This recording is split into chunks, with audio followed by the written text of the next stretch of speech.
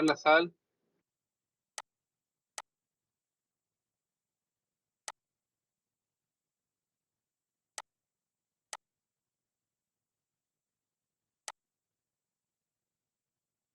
Habíamos comentado que en este proceso la evaporación se llevaba a cabo a una temperatura de 45 grados centígrados y se provocaba la sobresaturación de la solución, ¿sí? Por lo tanto, la aparición de cristales, el cual se podía ver a través de unas mirillas, ¿verdad? Las mirillas son unas ventanas que tiene el cristalizador de vidrio especial.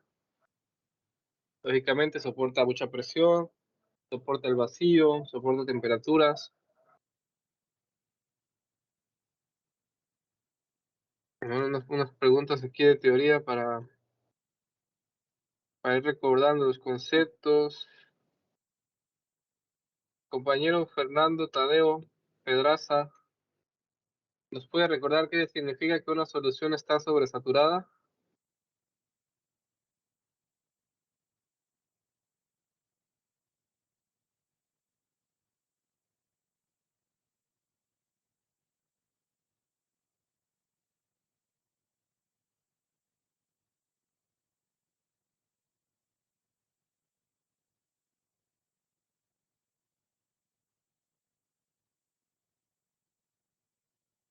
Creo que no está el compañero.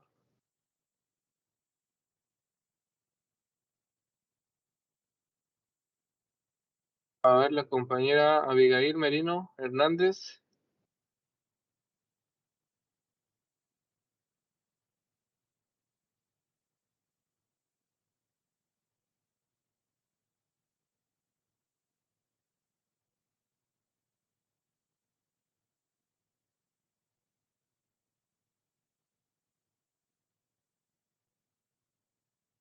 Tampoco está la compañera Abigail.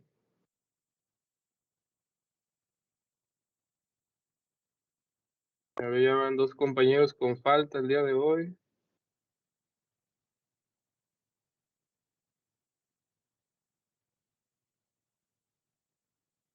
A ver, compañero Tadeo comenta que es cuando supera la solución, una solución el soluto y pierde el equilibrio. Vamos a usar algo más específico. A ver, Rosa.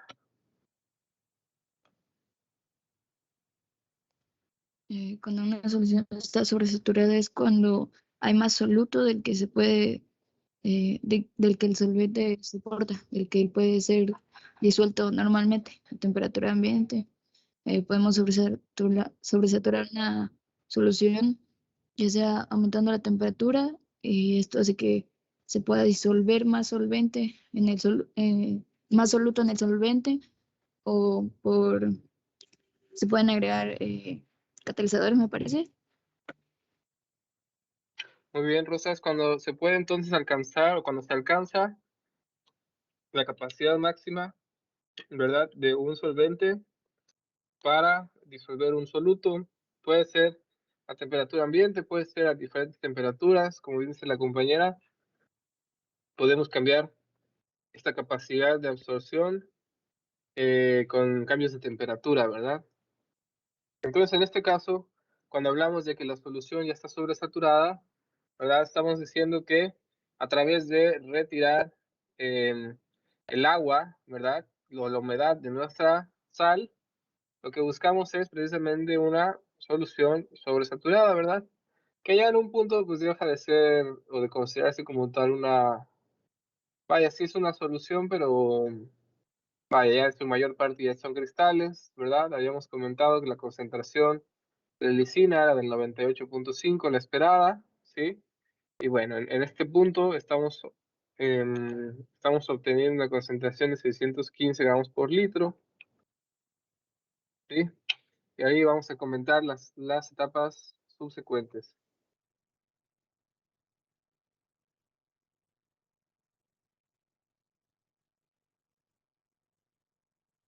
Muy bien. El cristalizado obtenido es una solución viscosa con la presencia de lisina cristalizada, lo habíamos comentado, y licor madre conteniendo lisina disuelta que no pudo cristalizarse, ¿sí? Este licor madre es recirculado para incrementar el rendimiento, ¿verdad? Aquí habíamos puesto un diagrama, ¿sí? Este que dice LM, 340 gramos por litro, es el licor madre, es una solución de lisina, ¿sí? Que no se ha podido cristalizar. Lo que se hace es recircularla, ¿verdad? Para aumentar la eficiencia de la etapa de cristalización. La solución cristalina es descargada en tanques de agitación constante con sistemas de enfriamiento para disminuir su temperatura hasta los 25 grados y contar con un cristal lo suficientemente robustecido para alimentar la siguiente operación, en este caso una operación de separación mecánica. ¿Sí? Tenemos las fotos del cristalizador.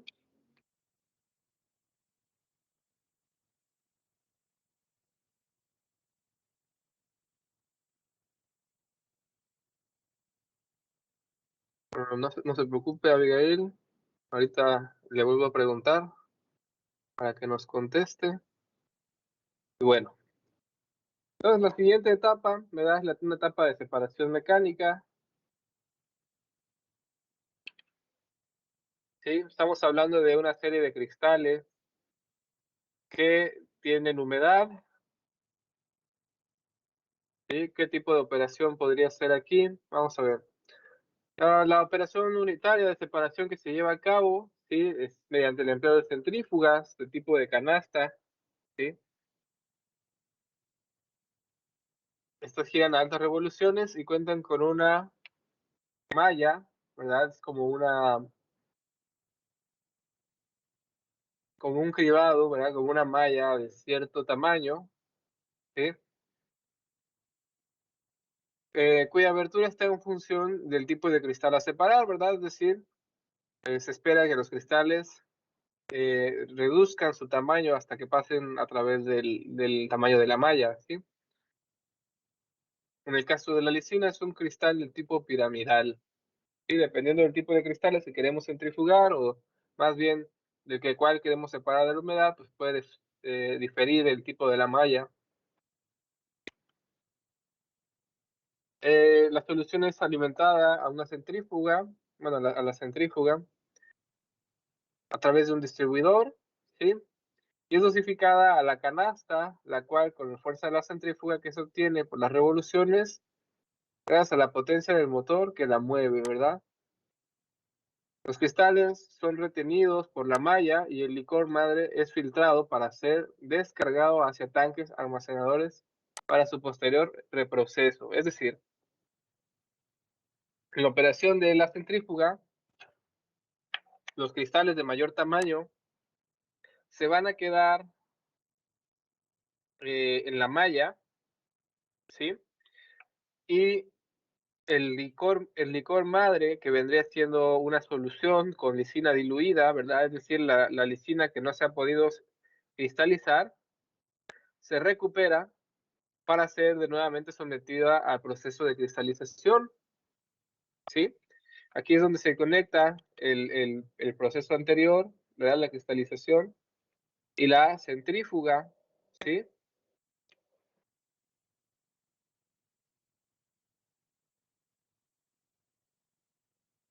En la centrífuga debe de cuidarse la alimentación del producto, ¿verdad? Explotando el flujo másico para el cual fue diseñado, ¿sí? Recordemos que existen diferentes tipos de operación.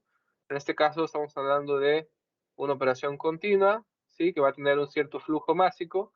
Y la centrífuga pues tiene la capacidad de separar una cantidad determinada de producto, ¿sí? Si nosotros nos pasamos del flujo, pues probablemente no se lleve a cabo la operación de la manera más eficiente.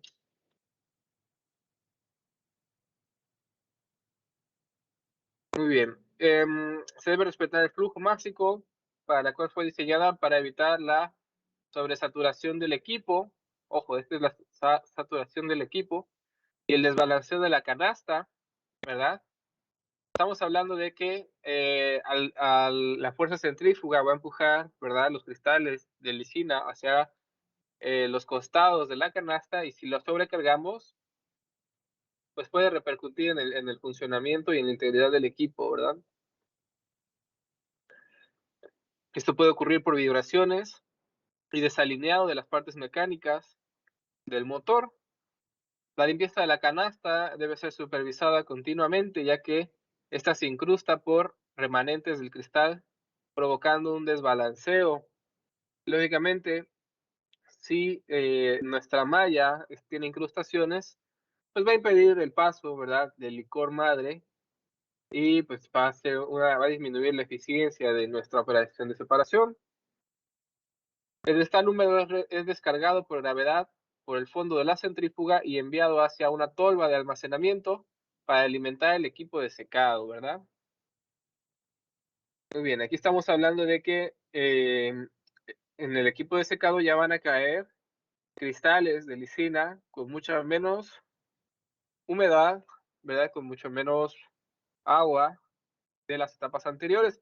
En la etapa de la centrífuga, aquí no se ve en el diagrama, pero debe haber una salida que regrese al cristalizador, y estamos hablando del retorno de la solución de lisina que no se logró cristalizar.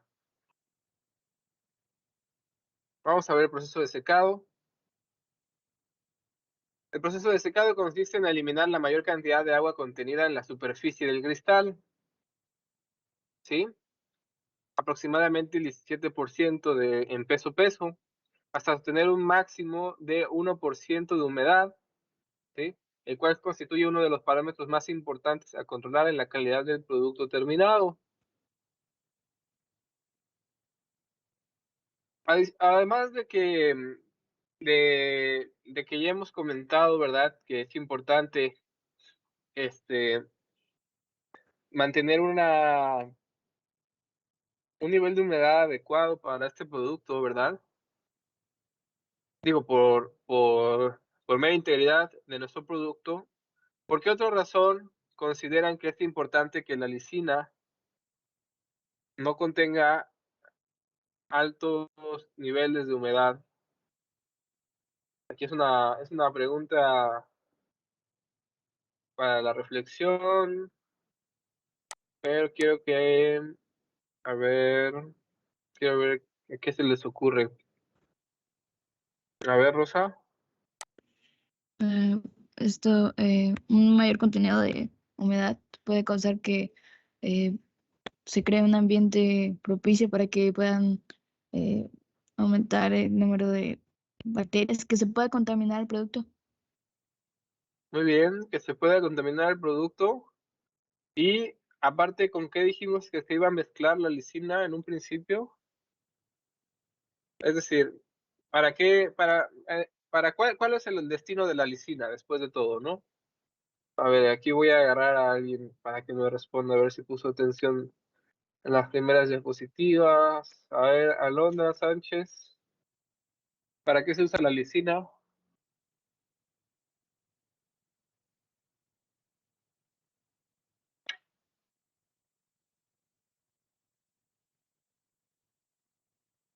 ¿Sí me escucha? Tantito cortado, pero sí, sí le escucho.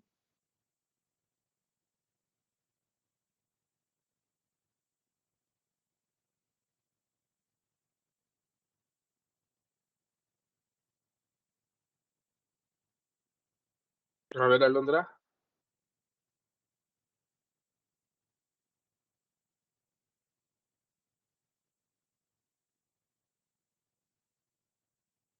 Me imagino tendrá problemas de conexión.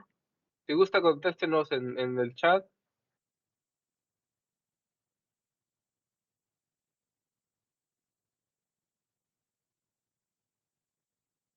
Mientras,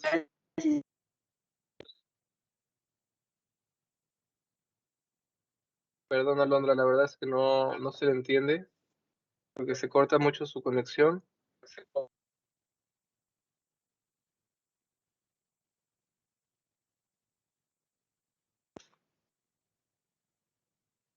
A ver, ¿alguien más?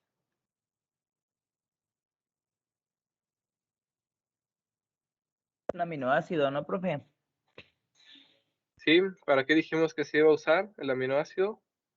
Dentro, o sea, de este proceso, había dicho que era para lo de la alimentación de los cerdos, algo así, ¿no? Muy bien, alimentación de ganado, ¿verdad? De cerdos, de aves.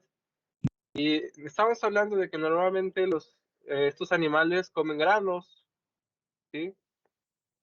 Entonces hay que cuidar de que nuestro producto esté seco, ¿verdad? Porque a la hora de hacerse un alimento balanceado, ¿verdad? Con los granos, pues también esa humedad se le puede transferir a los granos, al alimento de los animales, y como bien dice la compañera Rosa, generar bacterias, ¿verdad? Hongos, y echar a perder el alimento.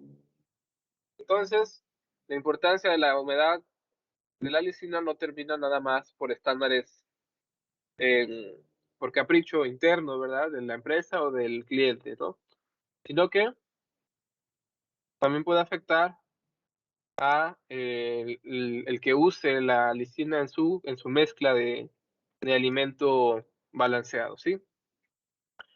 Bueno, entonces con esta operación de secado se busca obtener un máximo de 1% de humedad, ¿sí? En esta parte de secado se lleva a cabo empleando secadores, los cuales mediante la adición continua de aire previamente calentado, se alimenta al lecho del equipo, controlando una presión diferencial entre las masas de aire de entrada y de salida, ¿sí? Logrando con ello una circulación eficiente del cristal al interior del secador y eliminando gradualmente el agua contenida, la cual se desplaza por aire caliente suministrado en una operación por lotes, ¿sí? La cantidad de equipos y su capacidad de secado también está en función de la capacidad de producción predefinida, ¿verdad? Y el arrastre de polvo de lisina, es decir, como estamos hablando de que en la acción del aire se va, vamos a llevarnos la humedad, ¿verdad? También una parte de la lisina que se va desintegrando, se la puede llevar, o más bien se la va a llevar nuestro aire, ¿verdad? A eso le llamamos arrastro de polvo de lisina. Y este es recuperado por ciclones ubicados en la parte superior de la salida de aire, ¿sí? Y por gravedad descargados a una tolva de almacenamiento de cristal seco ubicada en la descarga del secador. Para optimizar la operación y eficiencia del equipo es fundamental controlar la temperatura y el flujo de aire, tanto en la alimentación como en la descarga, para contar con la presión diferencial establecida, ¿sí? Evitando principalmente la pérdida excesiva de producto fino, así como mantener la calidad del producto terminado, ¿sí? Como ya había comentado su compañera Rosa, cuando nosotros incrementamos la temperatura de un solvente, ¿verdad? Se incrementa su capacidad de absorción, ¿sí? Y en este caso, con el aire pasa lo mismo, ¿verdad? Si queremos absorber la humedad presente en la lisina a través de el aire, lo que vamos a hacer para maximizar la eficiencia del secador es introducir aire caliente, ¿verdad? La mayoría de los secadores que funcionan con aire necesitan aire caliente. Por eso igual cuando ustedes se secan las manos, ¿verdad? En una secadora de baño, pues el aire es caliente, ¿verdad? Porque tiene una mayor capacidad de absorción de la humedad.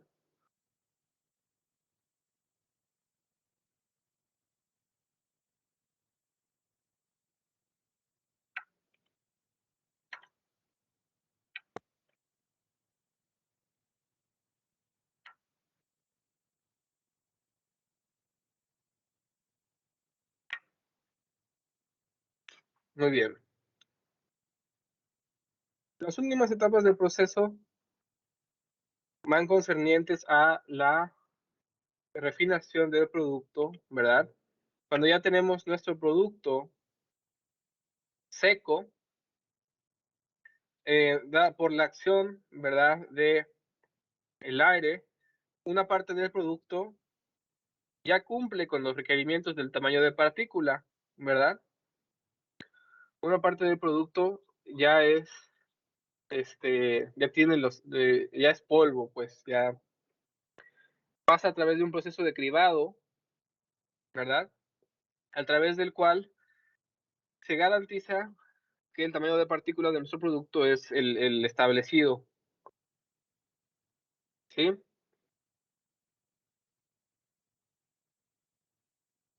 Adicionalmente, si tenemos si tenemos todavía producto que supera el tamaño de partícula deseado, ¿verdad? Se somete a un proceso de pulverización, ¿sí? Es a través de una serie de martillos, ¿verdad? Que pulverizan los cristales de lisina hasta que alcanzan el tamaño de partícula deseado, y pues ya una vez que pasan por la malla del cribado, se puede decir que cumple con el estándar del tamaño de partícula y se puede almacenar. El producto terminado de lisina, L-lisina, HCl es su nombre comercial, es envasado en función a los requerimientos de los clientes.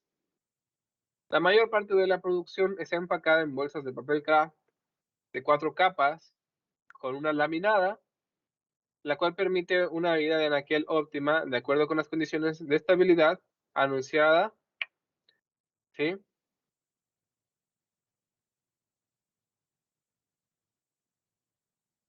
Aproximadamente de 3 años. ¿Sí? Es decir, se puede almacenar durante 3 años sin ningún problema para sacos de 25 kilos o hasta 2 años para sacos con 1 tonelada, ¿sí? El producto terminado también es enviado a granel en carrotolvas, ¿sí? Ya que esto disminuye los costos de mano de obra, tanto de carga como de descarga en las plantas de destino, ¿sí?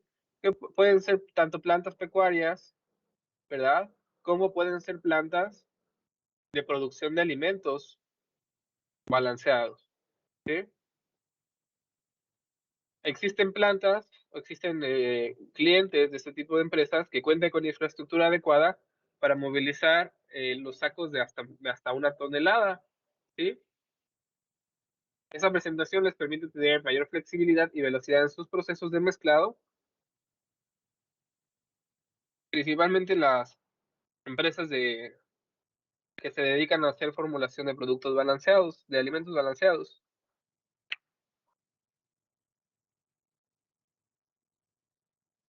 De la misma manera, hay usuarios que requieren el producto en polvo más que en cristales, ¿sí?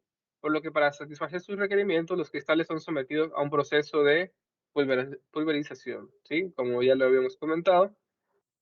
En este sí se lleva un estricto control de partícula, ¿verdad?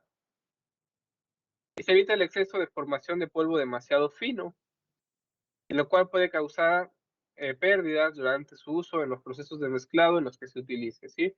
Entonces la lisina se puede vender en 2 presentaciones, como cristales, ¿verdad? Con un tamaño de partícula, podemos llamarle grande para los estándares, o en polvo, ¿sí?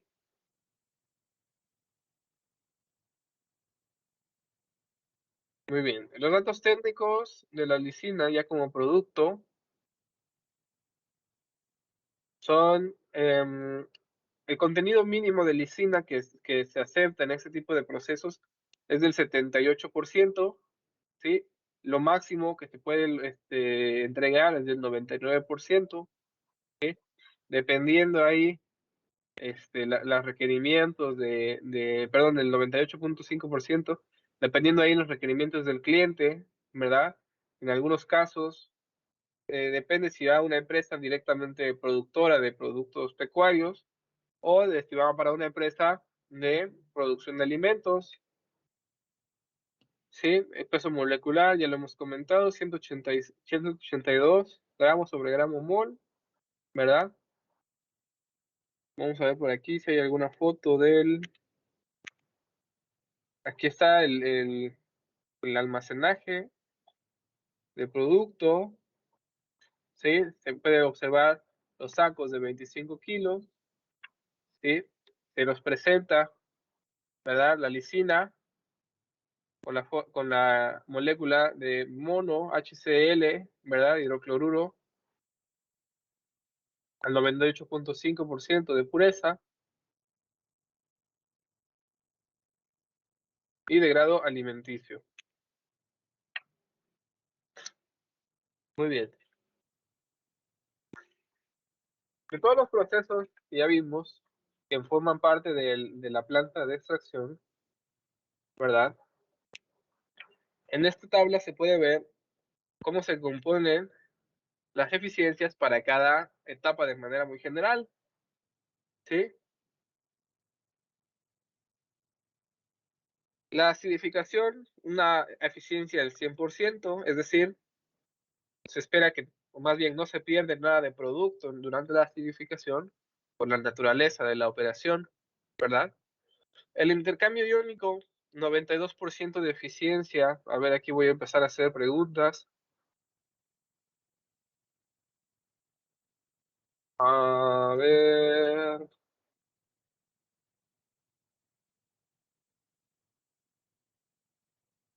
María Paulina Mendoza. ¿Por qué dijimos que en el intercambio iónico existía pérdidas de lisina? Perdón, profe, no lo escuché. ¿Puede repetir, por favor? ¿Sí? ¿Por qué dijimos que en el intercambio iónico existían pérdidas de lisina? Aquí se nos habla de una eficiencia del 92%. Porque no recuerdo bien, es que una parte se iba en... Era como un lavado, ¿no? Ajá. ¿Recuerde cuál era? ¿Sí se acuerda cuál era la operación? Era la acidificación. La acidificación es previa al intercambio iónico, ¿verdad? Ajá. A ver, recuérdenos cómo iba la operación de las columnas de intercambio. Perdón,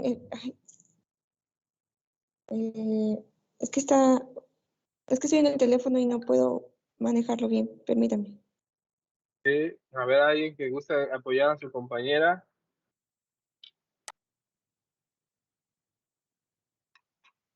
A ver, Edson.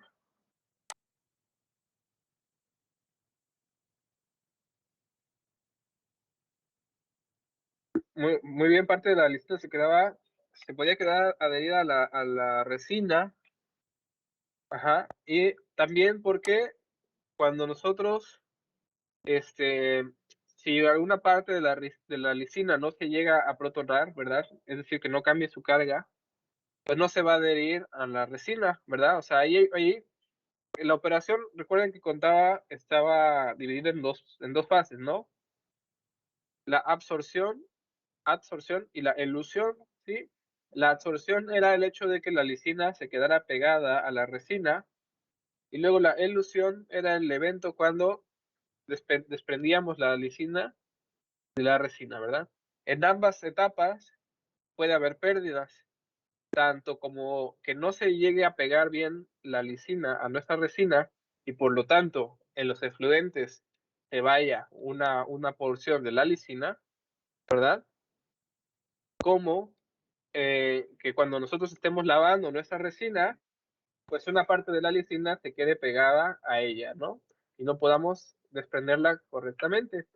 Entonces, si en la etapa de acidificación o desde la etapa de fermentación llegaban 50.4 toneladas por día, ya al salir de la etapa de intercambio iónico nos quedaban únicamente 46.38.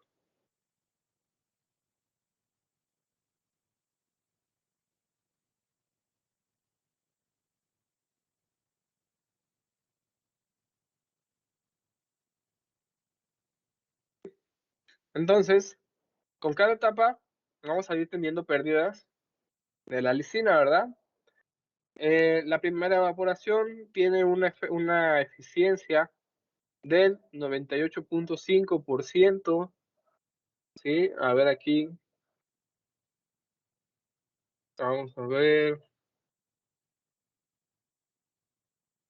El compañero Rodolfo Bretón. ¿Por qué cree usted que haya pérdidas en la evaporación? En la primera evaporación. Porque se va en la... ¿Perdón? Porque parte, digamos, se va con el vapor. Parte de la lisina se va con el vapor. Puede irse un poco de la lisina por arrastre de vapor. A ver, ¿qué más? ¿Alguna otra idea de por qué ya tenemos pérdidas ahí? ¿Alguien más que quiera participar? Hay algunos, ¿no? Que salen por la purga, ¿no? Yo creo que esas serían como que las pérdidas, ¿no? De lo de la purga. La purga se refiere a cuando tenemos incrustaciones y hacemos un lavado. Ahí se puede ir la bien contenido de lisina, ¿verdad? Sí, profe. Muy bien, ya como podemos ver, ya no es tanta la pérdida, ¿verdad? Si en la primera operación se perdían 4 toneladas, en la segunda operación se perdía poco menos de una, ¿verdad? En la etapa de neutralización no se pierde nada. Vamos a ver aquí, compañera Arely Cruz Rosas, ¿por qué en la neutralización no se pierde nada?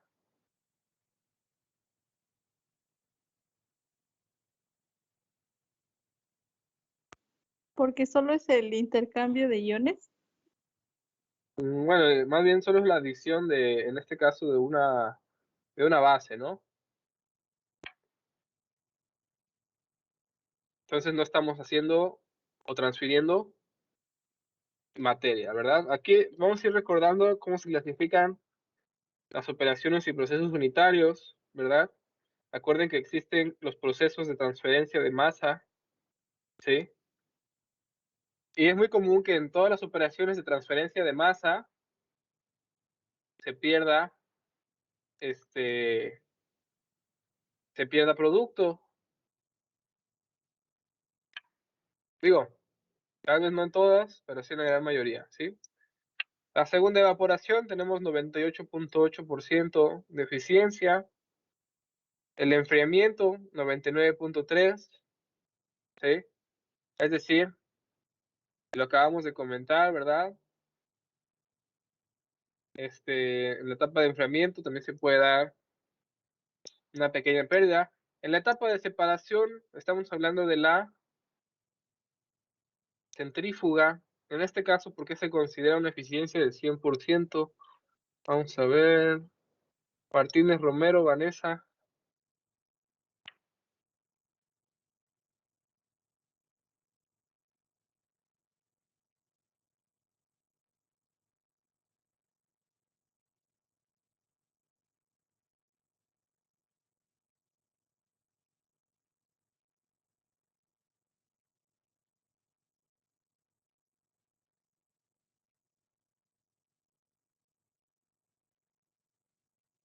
No está presente la compañera Vanessa.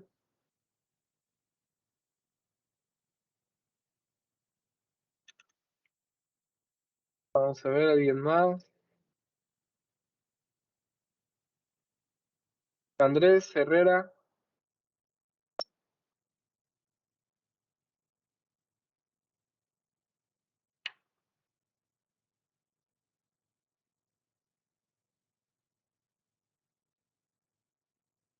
Sí, Andrés, ¿por qué en la etapa de separación se considera una eficiencia del 100%?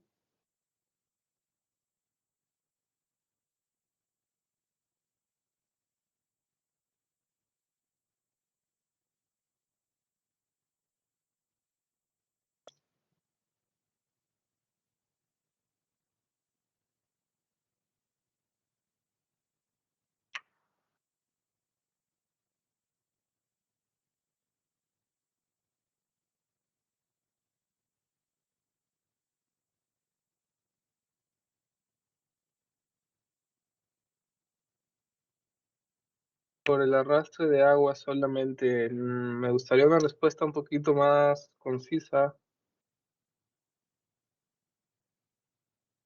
A ver, compañero Ubaldo, Espidio Hernández. A ver, permítame, Uriel. Déjame ver si compañero ¿Podría repetir la pregunta, por favor? Sí, ¿por qué en la etapa de separación se considera una eficiencia del 100%?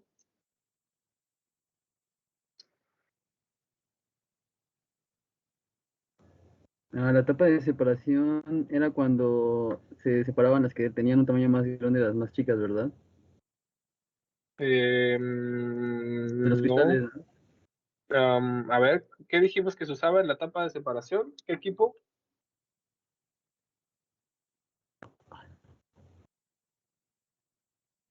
No me acuerdo de su nombre, pero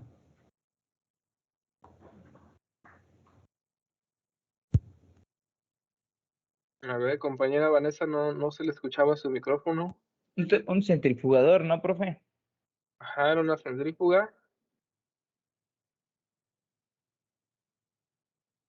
Muy bien. A ver, en la etapa de separación de la centrífuga, dijimos que una parte de los cristales se iban a quedar en la malla, ¿verdad? Y el licor madre, que es agua con lisina, se iba a recuperar en un tanque de recuperación para ser regresado ¿a dónde?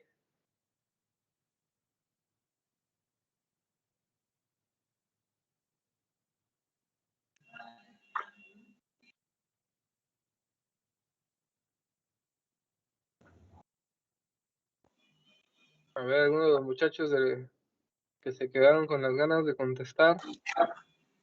Para un reproceso, Al reproceso, precisamente a qué parte se retornaba.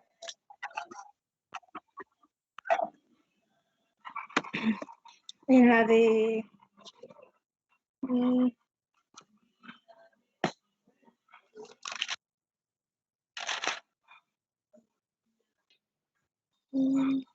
Justo en la etapa en anterior. la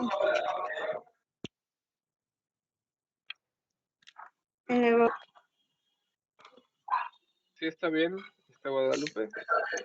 En la segunda evaporación, ¿sí?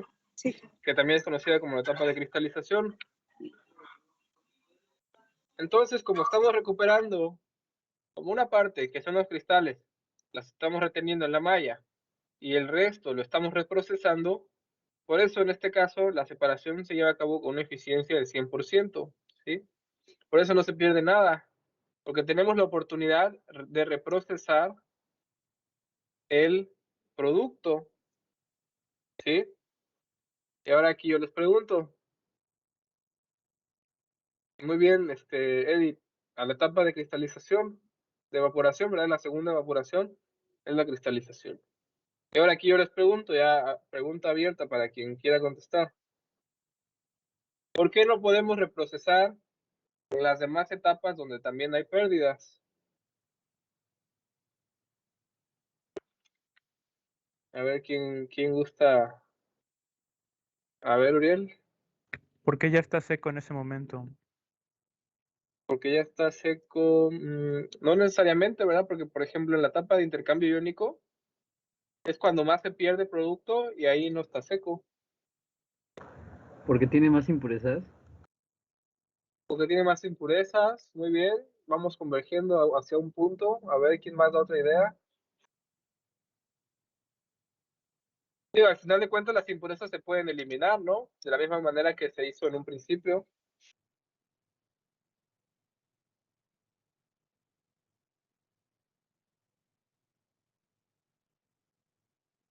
Vamos a ver si dan.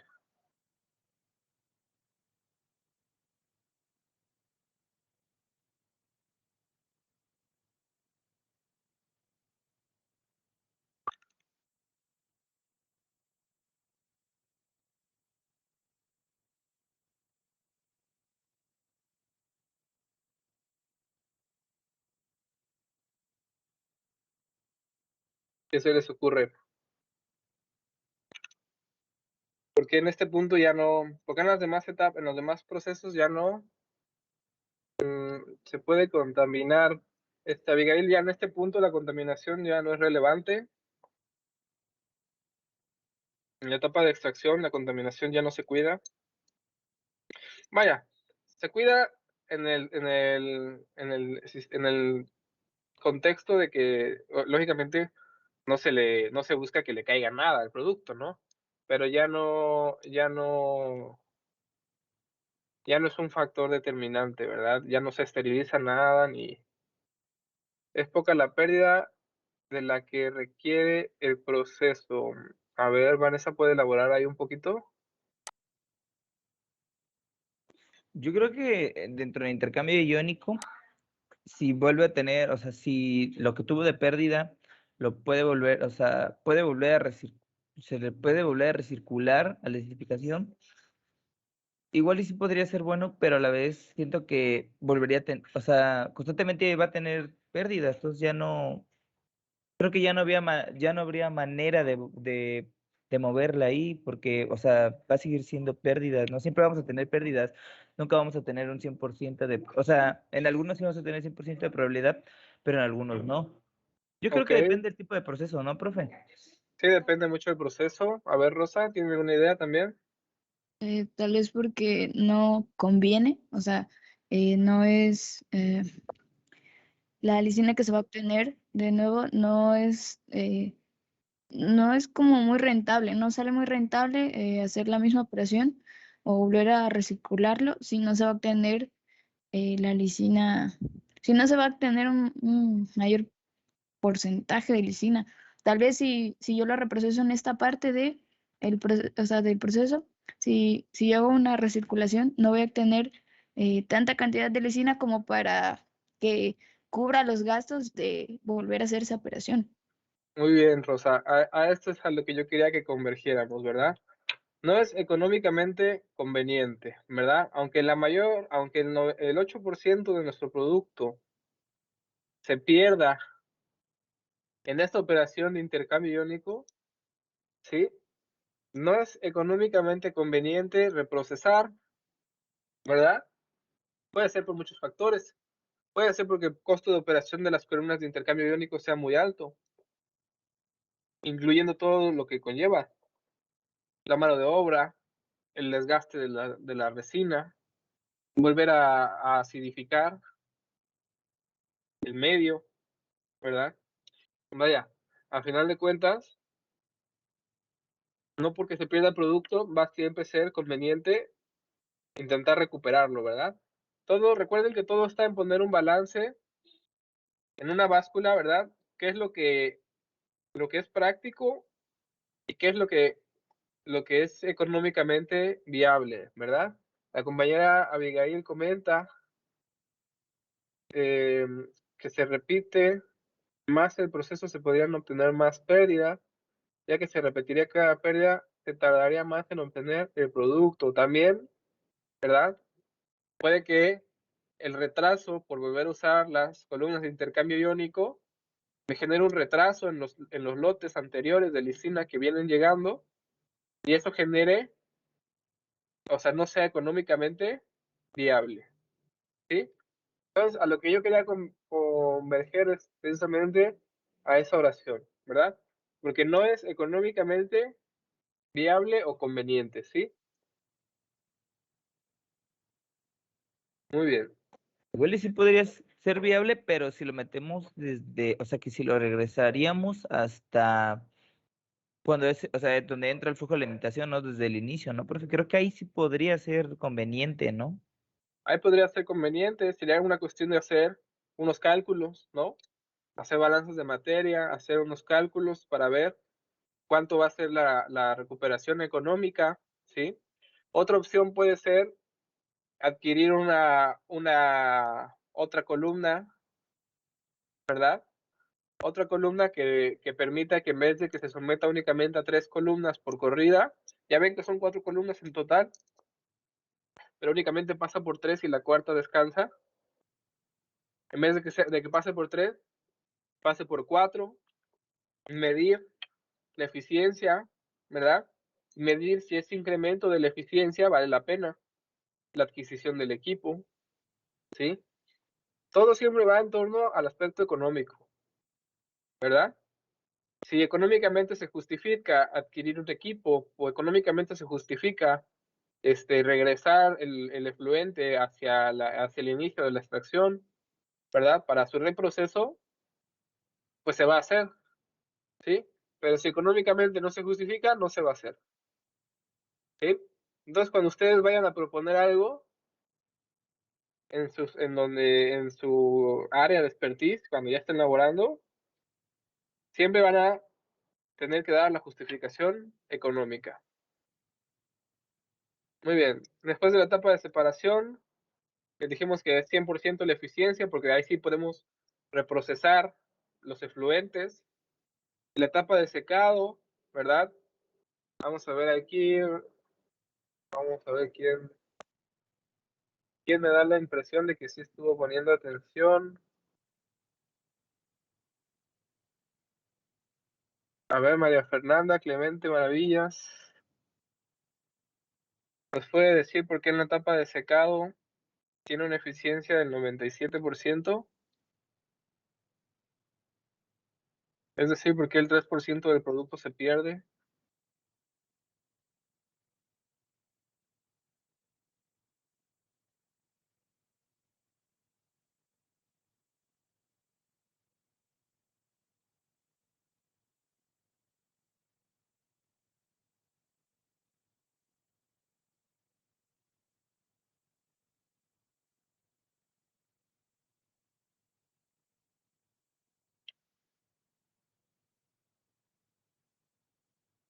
A ver, Uriel. Por el arrastre del aire. Muy bien, por el arrastre del aire, ¿verdad? Dijimos que el aire iba a entrar por abajo y salir por arriba, y se va a llevar polvo de lisina hacia el exterior, ¿verdad? Compañero Eddie, ¿algo que guste agregar a la respuesta?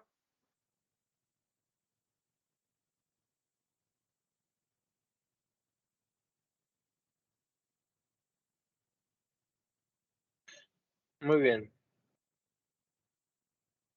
En la etapa de pulverización y cribado, se pierde el 1.6% del producto, ¿verdad? Cuando estamos hablando de la pulverización. Y el cribado normalmente se lleva a cabo con vibración, ¿sí? Es como si estuviéramos cerniendo arena, ¿verdad?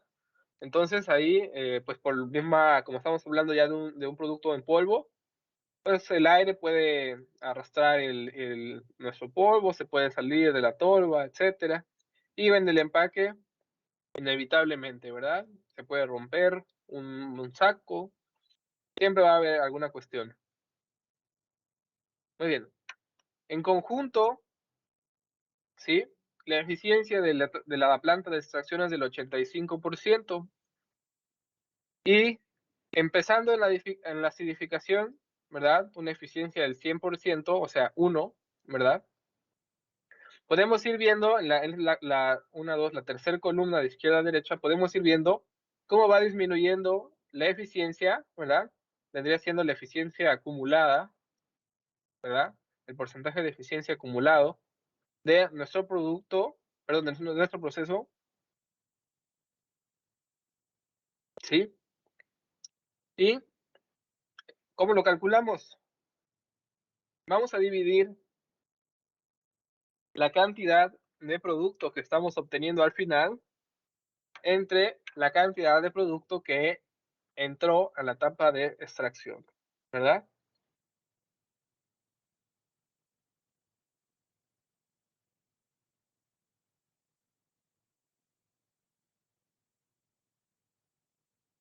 Si dividimos 42.85 entre 50.4 nos da el 85%. ¿Sí? En procesos donde no hay cambios químicos, ¿verdad? Es muy común medir la eficiencia del proceso de esta manera, ¿sí? Y este valor vendría siendo un KPI. Y para cada uno de estas operaciones tiene su KPI, que es la eficiencia, ¿verdad? Ya hemos comentado, lo comentamos la otra clase, ¿verdad? ¿Qué me puede estar indicando, por ejemplo, que en la primera evaporación, que es un evaporador de triple efecto, ¿sí? Que funciona a contracorriente, ¿sí? Con vapor de alta presión y al vacío, ¿qué me puede estar diciendo que la evaporación ande por ahí del 90-92%? A ver, ¿qué se les ocurre?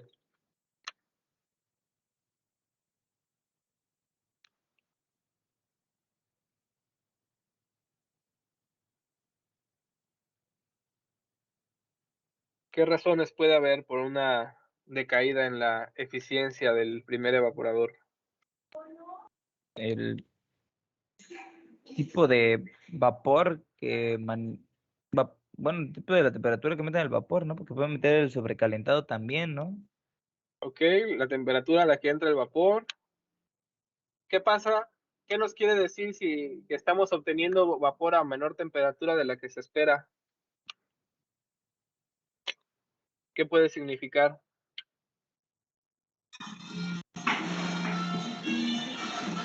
Que estaría mal una caldera.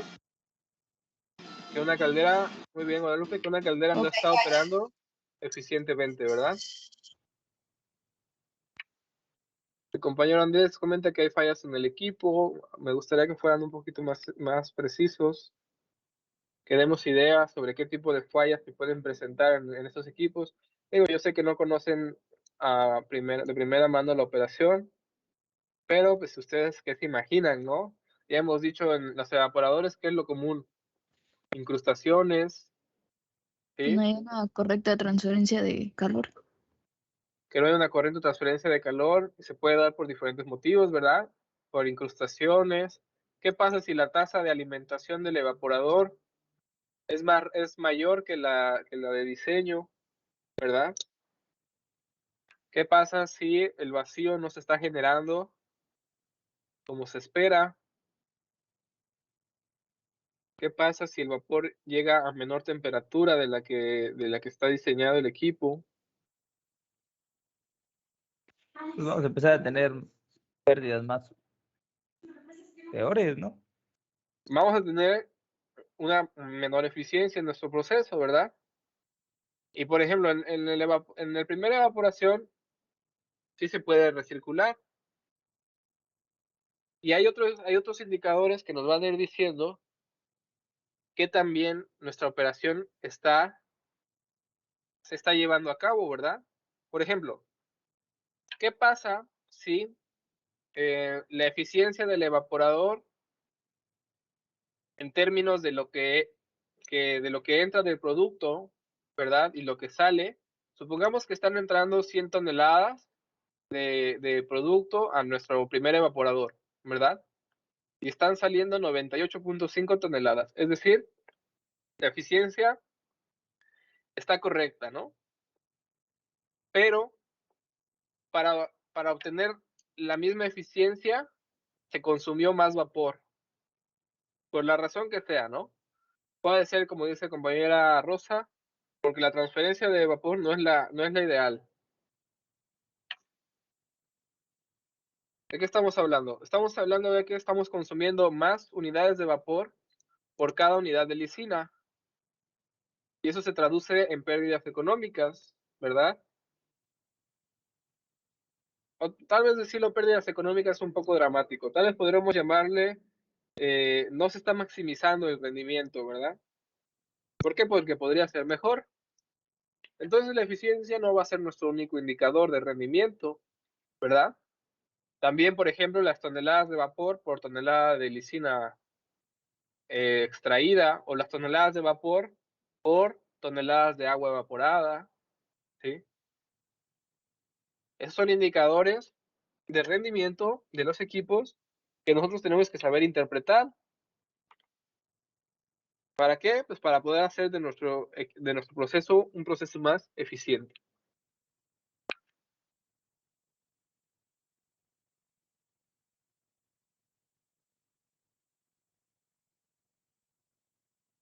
Muy bien.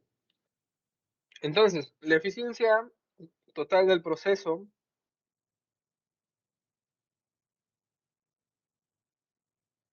también llamada rendimiento del proceso, se determina cuantificando la masa de la producción de lisina como producto terminado obtenido por cada unidad de masa de azúcares utilizadas, ¿sí? Se tendrán dos valores de eficiencia, una de la planta de fermentación y otro de la planta de purificación o extracción. Y el rendimiento total del proceso se determina por la multiplicación de ambas eficiencias, ¿sí? Es decir, si yo multiplico 42 por 85, me va a dar la eficiencia total del proceso.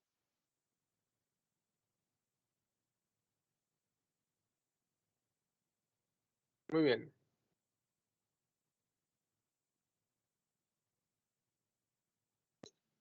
Vamos a hablar sobre el cálculo de eficiencias. La eficiencia de la planta de fermentación se obtiene dividiendo la masa del aminoácido obtenido en la fermentación, ¿sí? Es decir, el contenido de lisina en el caldo fermentado, entre la masa de azúcares totales alimentados a los tres tipos de fermentadores, ¿verdad? Ya dijimos primera, segunda y primera semilla, segunda semilla y fermentador de producción, ¿sí? La eficiencia de la planta de fermentación puede ser variable y está en función de la de la cepa bacteriana utilizada y la tecnología en lo referente al tipo de cultivo, ¿sí? Ya hemos dicho que hay cepas que son más eficientes que otras, ¿sí? También está en función de que también se cuidaron los parámetros operativos, ¿verdad? Y también depende eh, de cómo se ha llevado a cabo la operación, ¿verdad? Es decir, si el cultivo fue por lotes, semicontinuo o continuo, ¿verdad? Como ya dijimos, el cultivo continuo proporciona un mayor rendimiento y por consiguiente un menor consumo de materias primas y de energía por unidad de producto, porque todo se cuantifica, ¿verdad? Las toneladas de vapor utilizadas para producir una tonelada de lisina, los kilowatts de energía eléctrica utilizados para producir una tonelada de lisina, los litros de agua, el combustible, ¿verdad? Todo se cuantifica. Muy bien. La principal diferencia entre los cultivos semicontinuo y continuo es el mayor tiempo de fermentación, lo que se logra cuando se obtiene la capacidad de descargar el fermentado al mismo flujo del que se alimentan los azúcares contenidos en los medios de cultivo, manteniendo un nivel constante en el interior del reactor. Para ello se requieren cepas muy especializadas, es decir, no cualquier cepa nos sirve para hacer un cultivo continuo, que tengan la capacidad de regenerar los microorganismos extraídos con el fermentado para mantener una adecuada proporción de bacterias sustrato, ¿sí? Es decir, que la concentración de sustrato con respecto a la cantidad de bacterias sea la adecuada y que nos permita la máxima transformación de los azúcares.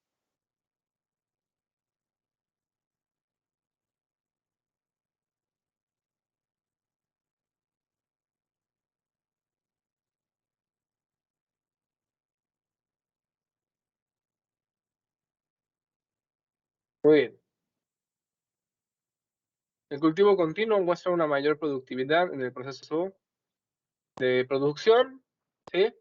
Tiene las ventajas de proporcionar un proceso de cultivo simple y una herramienta para investigar la respuesta de los microorganismos a su entorno. Casi todos los estudios previos sobre la producción de lisina por proceso continuo han utilizado un proceso de cultivo de múltiples etapas, ¿sí? Como el que vimos aquí, el de primera semilla, segunda semilla, etc. Y la concentración del aminoácido acumulado es bastante baja, ¿sí? Los resultados en la producción de lisina en este tipo de cultivos hasta el momento han sido probados a nivel laboratorio, en algunos casos, en algunas plantas sí se han llevado a la operación, pero bueno, como todo, toda la experimentación a nivel laboratorio es más abundante, ¿verdad?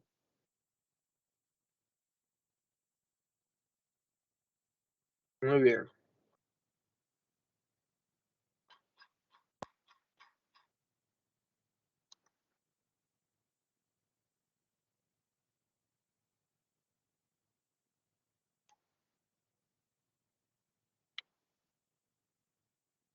Entonces, en las fuentes de carbono, ¿verdad? Se va a introducir al proceso de fermentación 100 toneladas por día, ¿verdad? Y se va a obtener del caldo fermentado 42 toneladas por día de lisina. ¿sí? Nuevamente, si nosotros dividimos las toneladas de lisina entre las toneladas de fuentes de carbono alimentadas, pues nos da el porcentaje de eficiencia de la planta de fermentación. Muy bien. Para la etapa de extracción, de acuerdo con las operaciones y procesos que ya vimos, ¿sí?, en las diapositivas anteriores, en la etapa de extracción y purificación de lisina, la eficiencia del proceso se determina cuantificando la masa del aminoácido, es decir, las toneladas de lisina descargadas de la planta de fermentación, ¿sí?, y multiplicando el volumen del fermentado por la concentración de lisina, ¿sí?, obtenida en promedio, de acuerdo con los muestreos. En cada operación unitaria, como ya comentamos, hay pérdidas del producto, ¿sí? El porcentaje es variable, como ya lo vieron. Y, bueno, es importante que nos acordemos que en las columnas de intercambio iónico es donde se presenta la mayor pérdida, ¿verdad? Dijimos que era del 8%. Los rangos de operación esperados para el proceso de purificación, perdón, van desde el 85 hasta el 90%, ¿sí? Es decir, se espera que lo mínimo, ¿verdad?, que podemos ofrecer de eficiencia sea del 85 y una buena eficiencia sería del 90%, ¿sí? ¿Cómo calculamos la eficiencia de extracción? Vamos a dividir la masa de producción final, la masa del producto,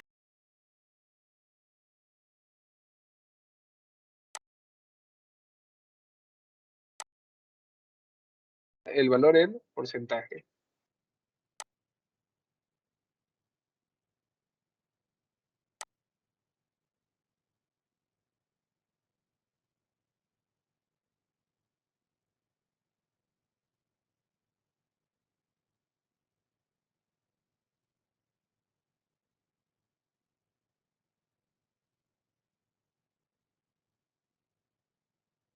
Muy bien.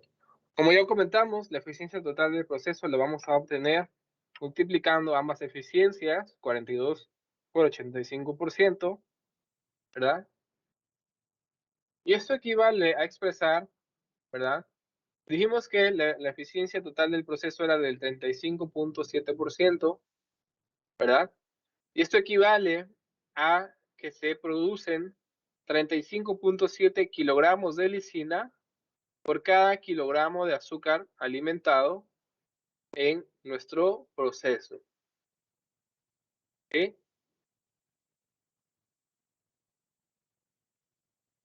Nuevamente, para resumir, la eficiencia del proceso lo podemos resumir en 3 parámetros importantes. Aquí, por favor, mucha atención. 1, la calidad, es decir, la pureza de la materia prima principal, ¿verdad? Es nuestra fuente de carbono. Había una pregunta muy sencilla a la compañera Aida Nepomuceno Pérez. ¿Cuál dijimos que era nuestra materia prima principal?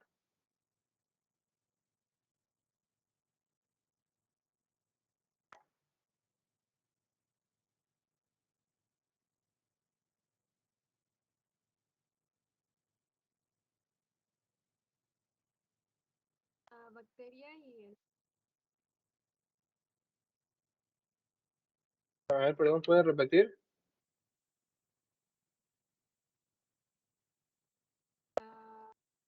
La materia prima es la que genera... Perdón, Aida, casi no se le escucha.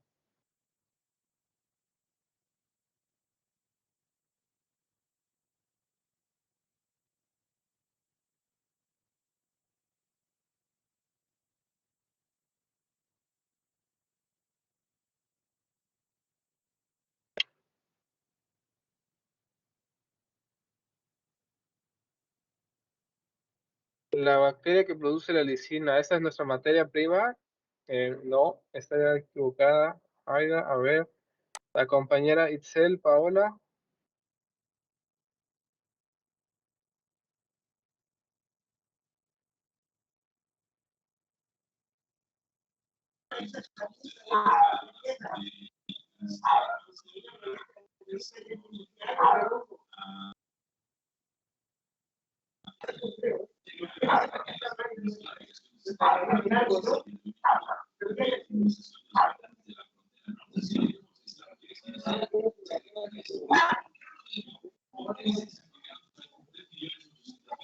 ¿Iba a ser la glucosa? Ok, los azúcares, más específicamente los azúcares contenidos ¿en dónde? En el caldo fermentado. No, aquí el Bueno, compañero Uriel ya nos dio la respuesta, ¿verdad? en el, En las melazas. Sí, muy bien, Guadalupe y Uriel. Los azúcares contenidos en las melazas, ¿verdad? Son nuestra materia prima principal. ¿Sí? Entonces, la calidad de las melazas va a definir en gran medida cómo va a ir la eficiencia en el proceso de la fermentación. El segundo aspecto que va a definir la eficiencia en el proceso de fermentación va a ser la cepa de la bacteria que estemos utilizando. ¿Sí? Hay cepas que tienen mayor rendimiento que otras, entonces esto también va a influir en la eficiencia de fermentación. Y por último, el buen control de los parámetros y variables del proceso en las etapas del proceso de extracción. ¿Sí? Esos tres detalles van a, en conjunto, dictaminar, ¿sí?, en la eficiencia de fermentación, perdón, del proceso productivo en general. ¿Sí?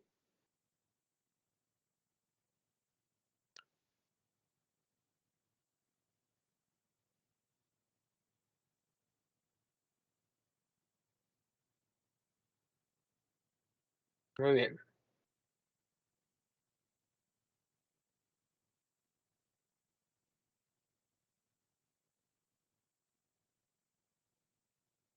Aquí podemos ver un pequeño ejemplo del cálculo de producción. ¿Sí? Tenemos los lotes por día, 3.42 lotes por día, los metros cúbicos por cada lote, ¿verdad? De aquí multiplicando 3.42 por 1 por 117 podemos obtener los metros cúbicos por día. La concentración de lisina en gramos por litro, los kilogramos de lisina en kilogramos, los kilogramos de lisina por lote, ¿sí? Si multiplicamos kilogramos de lisina por lote por lotes por día, obtenemos los kilogramos por día de lisina, ¿verdad? Y si multiplicamos los kilogramos por día de lisina por la eficiencia de extracción, podemos obtener los kilogramos por día de producto terminado. En el caso de la fermentación, si conocemos la sacarosa en kilogramos por día que estamos alimentando la etapa de fermentación, ¿verdad? Y sabemos los kilogramos de caldo fermentado por día, ¿verdad? Podemos conocer la eficiencia de fermentación.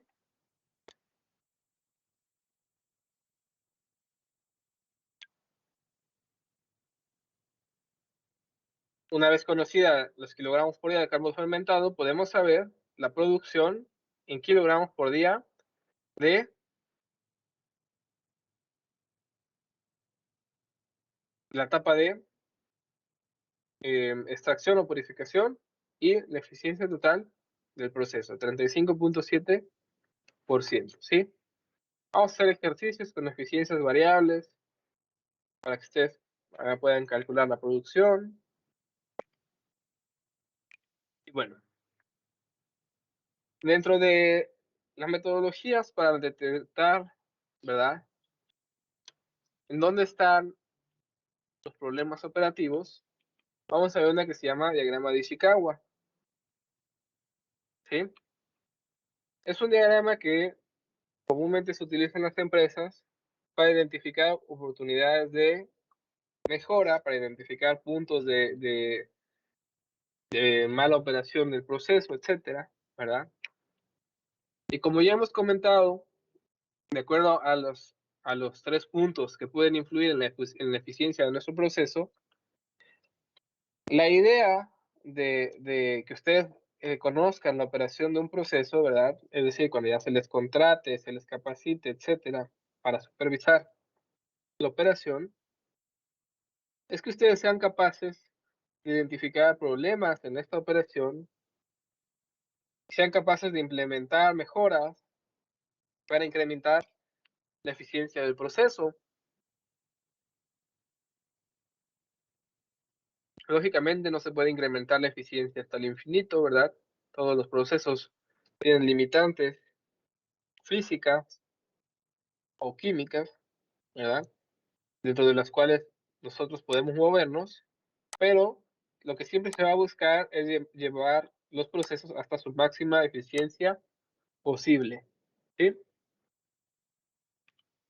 Bien, el diagrama de Ishikawa es una herramienta que nos permite identificar, o más bien colocar de manera ordenada, ¿verdad? Todos aquellos elementos que intervienen en un objetivo o que se interponen, ¿verdad? Entre nosotros y el objetivo que queremos lograr. Por ejemplo, si queremos maximizar las utilidades, ¿verdad?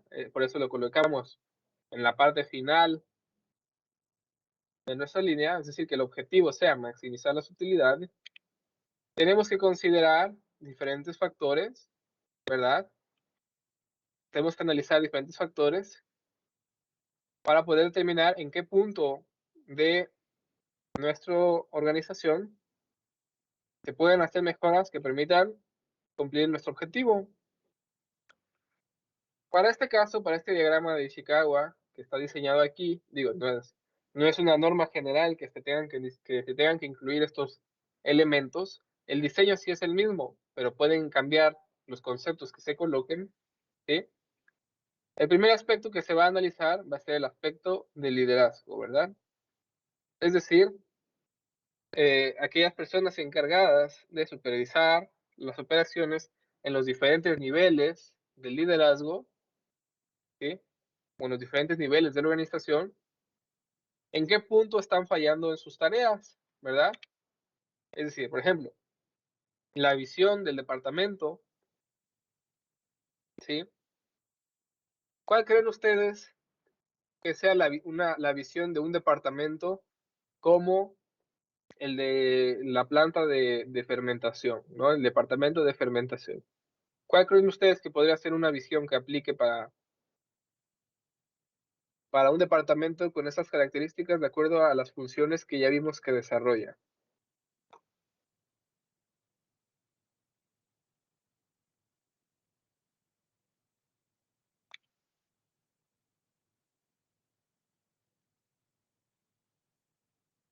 Vamos a ver. Quiero escuchar ideas.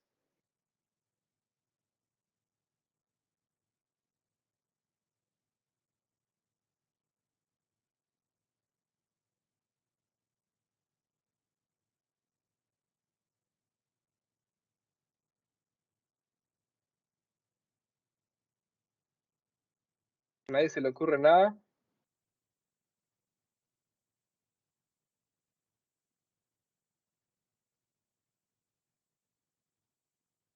Bueno, se los dejo para que reflexionen.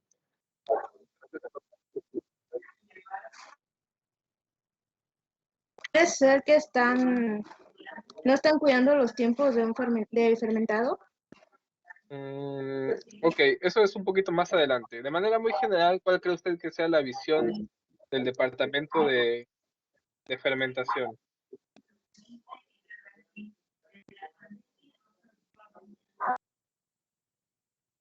De manera muy general, no importa que suene redundante a lo que ya hemos comentado. Pues ahora sí que sería poder obtener ¿cómo se llama?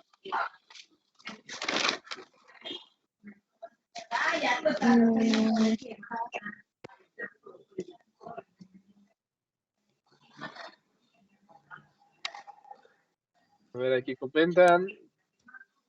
Preservar el inóculo de cultivo. Ajá, dígame, Guadalupe.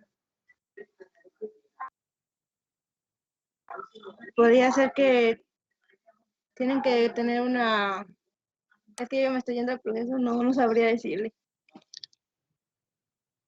De manera muy general. A ver, ahí comenta obtener el producto de manera rápida.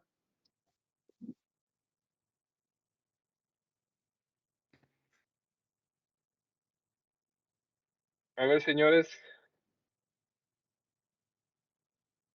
Sería dar los nutrientes necesarios para que la bacteria crezca, por así decirlo, y produzca los productos que necesitamos en el reactor. Produzca los productos que necesitamos. ¿Va por ahí? ¿Con qué objetivo le damos nutrientes a nuestra bacteria?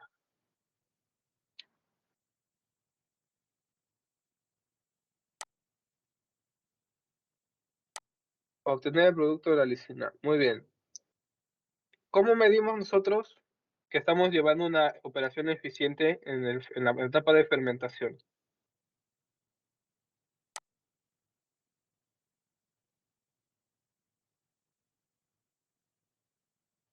Muy bien. Entonces, con estos dos elementos que ya comentó Edson, ¿cuál sería la visión general del departamento de fermentación?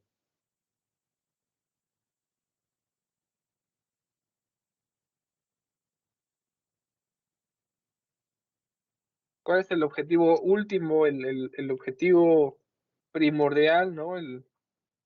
¿Para qué está hecha la etapa de fermentación? Por ponerlo de alguna manera. Obtener un caldo fermentado alto en lisina. Muy bien. Por ponerlo en otras palabras, convertir la mayor cantidad de azúcares en lisina, ¿no? Siempre buscar la manera de convertir la mayor cantidad posible de azúcares en lisina, ¿verdad? No importa si o sea, el objetivo no es agregarle, por ejemplo, nutrientes a la bacteria, ¿no? El objetivo no es, el objetivo final no es, importa lógicamente la rapidez con la que se haga, ¿verdad? Que se haga en el tiempo esperado. Pero el objetivo último es convertir la mayor cantidad de azúcares en lisina, ¿sí? Esa es la visión del departamento de fermentación, ¿verdad? ¿Por qué? Porque los azúcares es nuestra materia prima principal, que se traduce en costos, y la lisina es nuestro producto que se traduce en ingresos, y la diferencia se va a traducir en utilidades, ¿no? Entonces, convertir la mayor cantidad de azúcares en lisina en el menor tiempo posible. ¿Qué estrategia vamos a seguir para conseguir la visión de nuestro departamento? Y aquí es donde empiezan los retos, ¿verdad? Porque la visión del departamento, bueno, ustedes no forman parte de la supervisión ni de la operación del proceso, pero todos los que forman parte de ese departamento conocían perfectamente la visión. Y tenían que pensar en estrategias que permitieran lograr esta visión, ¿verdad? Con los mejores indicadores posibles. ¿Sí? ¿Cuál va a ser la motivación del equipo para implementar estas estrategias? El otro día hablábamos, ¿verdad? De que muchas veces les preguntaba yo para qué quieren trabajar. Lógicamente, las personas trabajan pues por la necesidad de un ingreso, ¿sí? Pero llega un punto donde no necesariamente la motivación viene de la cantidad de dinero que ganamos, ¿verdad? Entonces ahí el liderazgo tiene que aprender a motivar a su equipo de trabajo, en este caso el departamento de fermentación, para implementar estrategias que permitan alcanzar la visión del departamento, ¿sí? También cómo fomentar el compromiso, ¿verdad? Porque una cosa es que estemos motivados un rato y otra cosa es que realmente nos comprometamos, ¿verdad? En el largo plazo a llevar a cabo estas estrategias. algunos de los otros elementos, ¿verdad? Mejorar las relaciones humanas, intentar innovar en donde se pueda, ¿sí? Buscar oportunidades de mejora continua, mejorar la comunicación, ¿sí? Y todo partiendo, pues, de la disciplina, ¿verdad?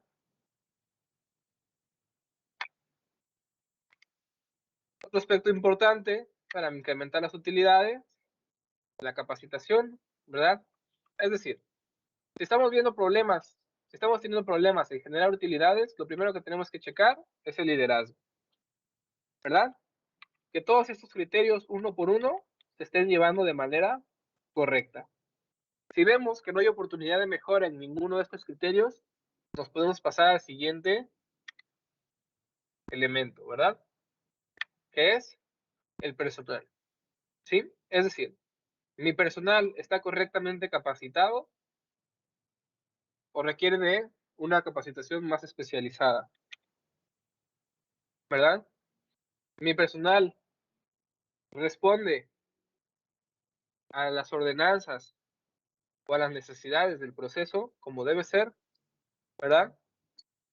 Porque no es lo mismo estar capacitado que responder de manera eficiente a las necesidades o a los requerimientos del proceso.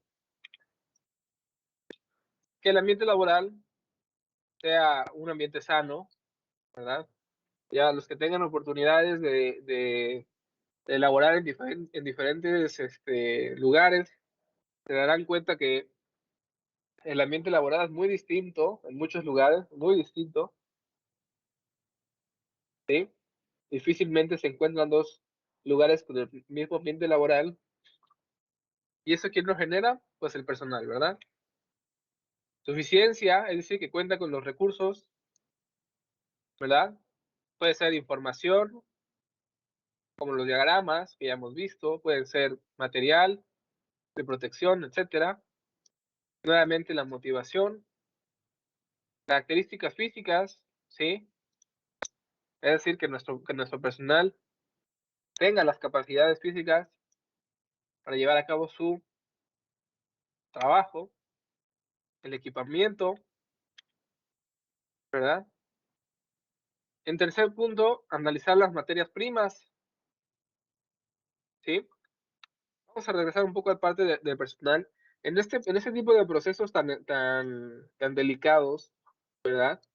Se requiere un personal con una alta capacitación para poder llevar a cabo las actividades de la manera más eficiente, ¿sí? Entonces,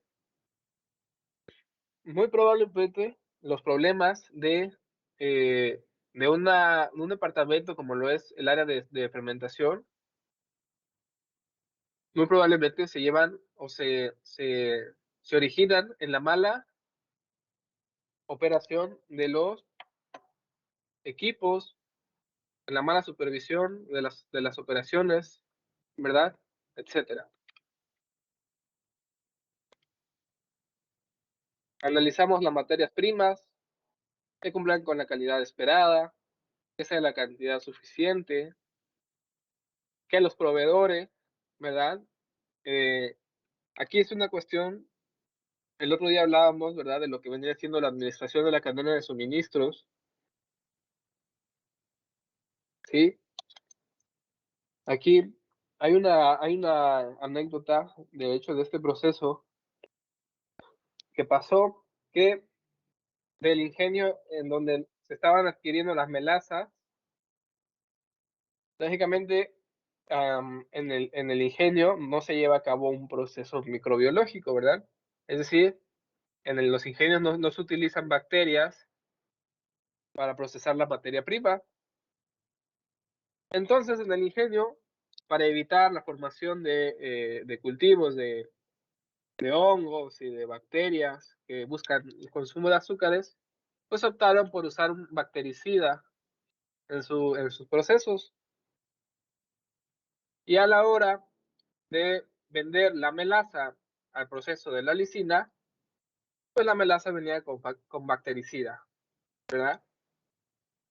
Y pues ya se imaginarán lo que le hace el bactericida al microorganismo utilizado para producir la melaza. Pues lo mata. ¿Sí? La calidad de la materia prima estaba bien, porque contenía la cantidad de azúcares esperada. ¿Sí? La cantidad suministrada en las etapas de fermentación fue la correcta, pero al proveedor se le olvidó mencionar que había empezado a usar un bactericida en sus procesos y bueno, repercutió en el desarrollo del microorganismo del Corynebacterium. Que el almacenamiento de las materias primas es el adecuado, ¿sí?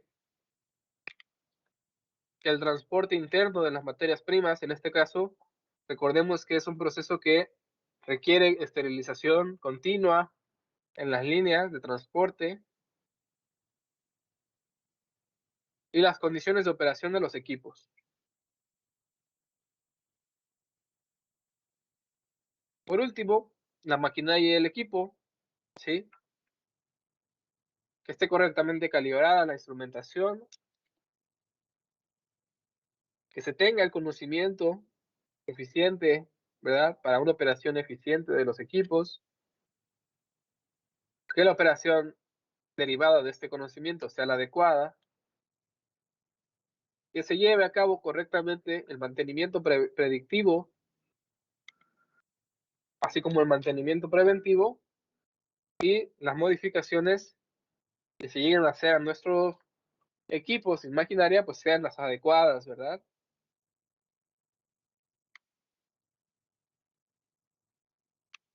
Muy bien. Muchachos, vamos a tomarnos un descanso de unos 20 minutos. Regresamos al 10 para las 3, ¿sí? Vamos a ver un poco de los costos de producción, los cálculos de la eficiencia. Y si da tiempo, es un ejercicio de cálculo de los costos de producción, ¿sí? Muy bien, hasta el momento, chicos, ¿alguna pregunta, algún comentario que gusten hacer? No, profe, gracias. Muy bien. Entonces, 20 minutos y regresamos 10 para las 3. Gracias.